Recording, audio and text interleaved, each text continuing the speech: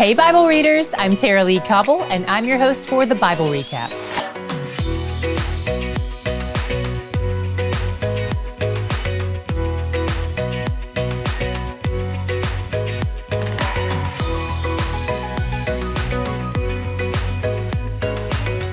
Days ago in our reading, Solomon died and his son Rehoboam, or Ray as we're calling him, took over the throne. Today we launch into the reign of the new King Ray, and we've got a lot of important stuff to cover. It's a big day in Israel's history. So if you're watching at a speed faster than 1x, you may want to slow me down, and you may even want to watch twice to make sure you catch it all. As soon as Solomon died and his son King Ray took over the throne, Jeroboam, or Jerry as we're calling him, came back from hiding in Egypt. He fled there because Solomon was trying to kill him, because he had received a prophecy that he would be king over 10 of the tribes. So Jerry has come back to Israel to see the fulfillment of this prophecy. Then Jerry gathers a bunch of people to approach King Ray about a problem that had been developing over the last few years, which was Solomon had been so involved in his construction projects that he'd started to treat his workers like slaves. The people know it isn't right, and they ask King Ray to lighten their load a bit. King Ray confers with some of his counselors, and they say the people are right. But he doesn't like their advice, so he asks his buddies for a second opinion. But these guys grew up with him in the palace, and they have no idea what it's like to be a regular person who has to do manual labor. They aren't compassionate, and they have no experiential wisdom in leadership. They suggest that he increase the people's workload. King Ray does what his buddies suggest, and the text tells us that it was because God had ordained that he would reject the people's request as a part of God's plan to fulfill his prophecy to Jerry. And this is the moment when the kingdom is divided. This part can get kind of confusing, and since we're going to be dealing with this for a while, I want to explain a bit about how the divided kingdom works and give you some tips for remembering the important parts. 10 of the tribes become the northern kingdom, also known as Israel, and 2 of the tribes, Judah and Benjamin, become the southern kingdom, and they're collectively referred to as Judah. This is how I remember which is which. Israel starts with an I, and they're the northern tribes. Judah starts with a J, and they're the southern tribes. If you're looking from top to bottom, remember they're laid out in alphabetical order. I comes before J. Maybe that will help you, but if not, we've also included a map in the description box. One important thing to remember is that during this time of the division, when we read the word Israel, it's now referring to only those 10 tribes in the northern kingdom, not all 12 tribes. King Ray remains king, but only over the southern kingdom of Judah, and then the northern kingdom of Israel makes Jerry their king. And again, if it helps, J comes before R, so if you're looking from top to bottom, the kings are laid out in alphabetical order too. Jerry, Ray. Ray is not happy about the 10 tribes breaking away from him, so he gathers an army to go up and fight them. But God positions a prophet to speak to him and warns him not to fight because he would be fighting against God's plan. So they shut it down.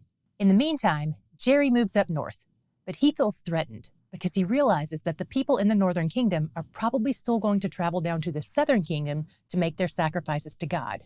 And then they might get nostalgic and decide to reunite with King Ray and the southern kingdom, and then Ray will come and kill him. Jerry decides that the best way to keep his people from making that pilgrimage south is to set up his own place of worship in the northern kingdom.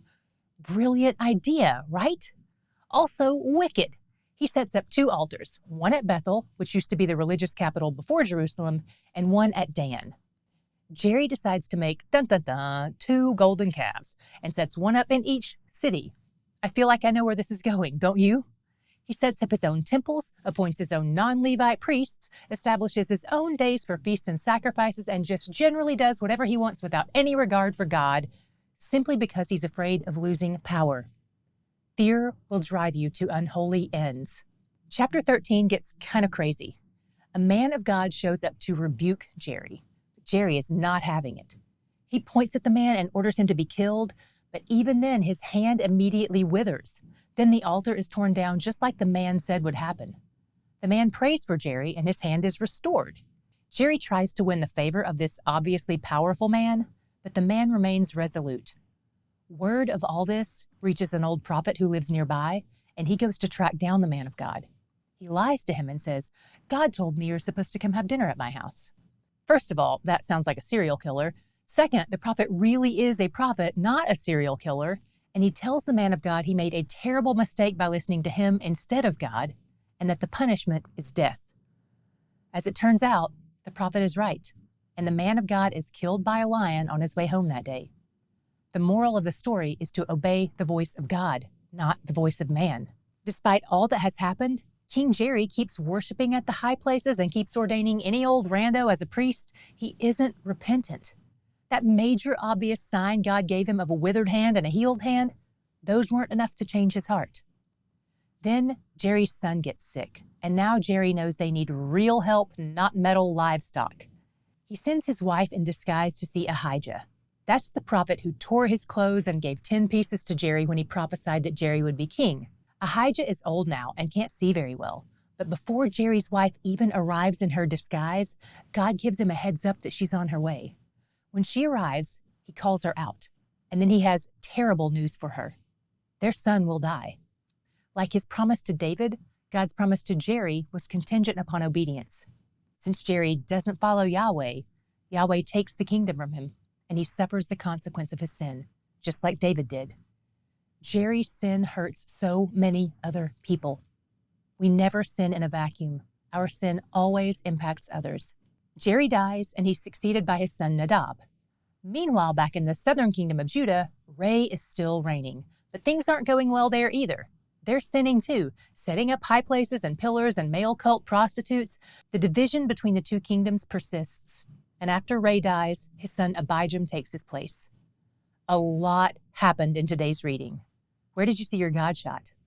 Despite all of man's idolatry and wickedness, there was a comforting little phrase that reminded me of God's compassionate heart in 14:13. When Jerry's son dies, the verse says, "All Israel shall mourn for him and bury him, because in him there is found something pleasing to the Lord, the God of Israel." When we think of God taking someone in death, it's easy to think of it as a cruel and angry act. But here we see another side of God that's easy to miss. He took the one who pleased him. I think there's something incredibly sweet about that. But just to clarify, God didn't need another angel, like well-meaning people sometimes say, because first of all, people don't become angels when they die. Angels are a whole different kind of being, and they're actually a lower order of created being than humans because they're not made in God's image like we are. So that would be a downgrade for us if we had to become like angels when we die. And second of all, God doesn't need anything. He is entirely self-sufficient. He took the boy because he delighted in him. That's all. Just delight. He brought him home to himself. So the boy escaped the wicked world his earthly father ruled and went to the peaceful home of his heavenly Father. That's a fantastic trade-off, truly, because he's where the joy is. Each month, we offer special bonus content to those of you who are a part of our RECAPtain family at the bonus content tier or higher. If you're a RECAPtain at a different tier and you want to access this perk, all you have to do is log into your account and adjust your membership accordingly. But if you're not yet a RECAPtain, this is the perfect time to join to get access to this perk. Check out today's description box for a link so you don't miss out on this, or click the RECAPtains link on our website, thebiblerecap.com.